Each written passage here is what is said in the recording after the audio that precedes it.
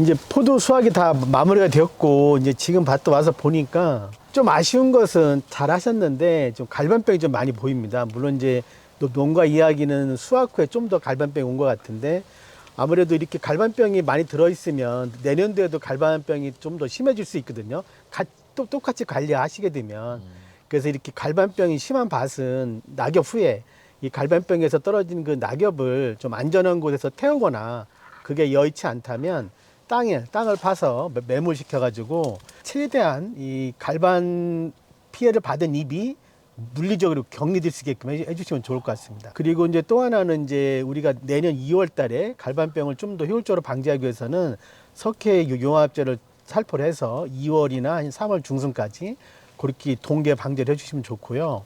그리고 이제 아마 매년 갈반병 약을 쓰는 전용 약제가 동일한 거를 쓰는 경우가 많이 있습니다. 그래서 그런 경우에는 상표명뿐만 아니라 계통명의 다른 갈반병 약을 선택하시면 좀 더 효과적으로 같은 노동력을 들여도 좀 더 효과적으로 갈반병을 방지할 수 있다고 봅니다. 이제 포도 농가분들이 수확을 끝나고 나면 이제 감사비료 형태로 해서 비료를 주시고 있는데, 제가 보기에는 감사비료라고 수확 후에 주는 것보다는 오히려 수확기 중간쯤에 주는 걸 저는 추천을 합니다.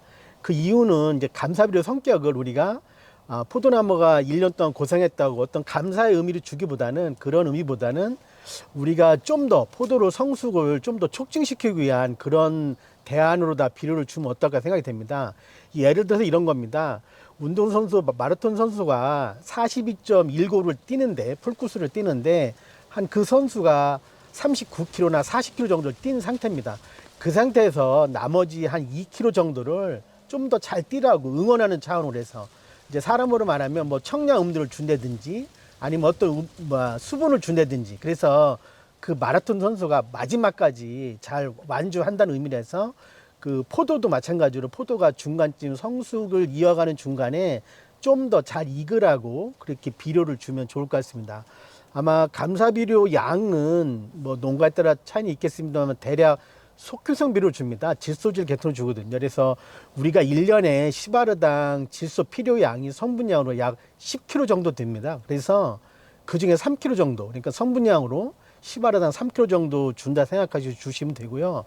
그거를 요소 비료로 환산하자면 약 요소 비료가 46%거든요. 성분량이. 그렇기 때문에 3kg 준다면 약 한 7kg 정도, 시바르당 요소 비료를 약 7kg 정도 준다 생각하시고 수확기 중간쯤에 주시면 좀 더 포도가 잘 익는데 도움이 된다고 봅니다.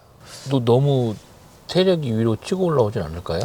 지금 우리가 이제 캠베라를 놓고 보면 일단 수확을 보통 비가림에서는 9월 상순쯤에 시작을 하게 되고, 그러면 9월 말까지 수확을 한다면 그 중간 지점이면 9월 15일에서 15일 전후기 때문에 그때는 포도가 생장을 많이 하지 않을 때입니다. 그래서 그리고 우리가 주는 질소 양이 시바르당 성분량으로 3kg 정도 있기 때문에 많지 않기 때문에 저는 그 비료에 의해서 나무가 크게 도장하거나 그런 위험성은 전혀 없다고 봅니다.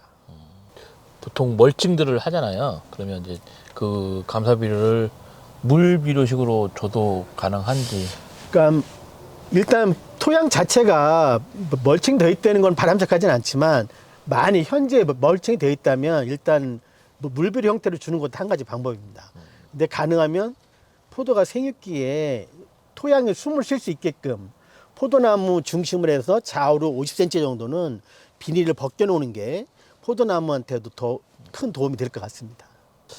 아까 멀칭 얘기도 좀 해주세요. 멀칭이요? 뭐 거둔 거? 지금 바다 멀칭 거둔 거요? 이걸 어떻게 멀칭을 뭐라고 해야 될지.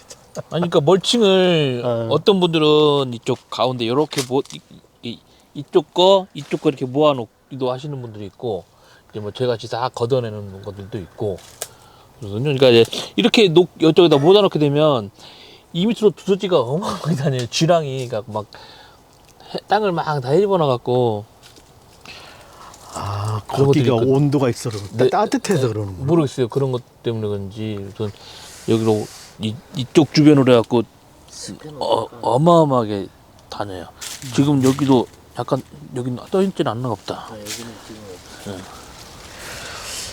많이 이제 최근에 우리가 두더지가 많이 댕기면 아무래도 뿌리 쪽으로 막 파고 댕기기 때문에 그러면 이제 뿌리 쪽으로 공기가 많이 들어가게 되고 그럼 나무가 건조해가지고 이런 건조해서 나무가 고사질 수 있거든요. 그래서 두더지를 가능하면 좀 오지 않게끔 방지하는 게 좋고요. 아마 비닐을 가운데 뭐 못 왔을 때 두더지가 많이 온다 그러면 아까 이제 농가께서 말씀하신 대로 뭐 습한 거나 아니면 온도나 이런 것 때문에 많이 오는 것 같거든요. 만약 그런 밭이라면 일단 비닐을 걷어내는 것도 한 가지 방법입니다. 예, 그런 거에서 두더지가 안 오게끔 하시는 게 좋을 것 같고요.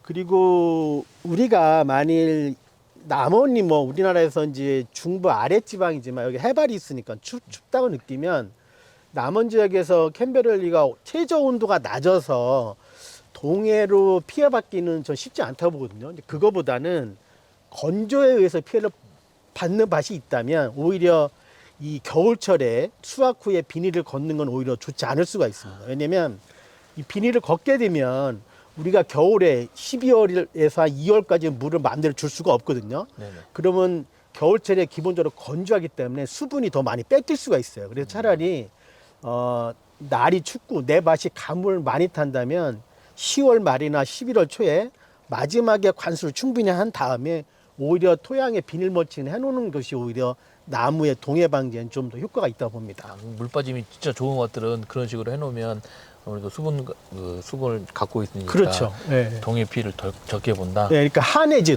동해보다는 가무의 한해 피해를 특히 가뭄 이제 이 밭은 논했던 데를 포도번을 조성했지만 네. 만일 경사가 있는 밭이라면 좀 더 한해 피해를 더 받을 수 있거든요.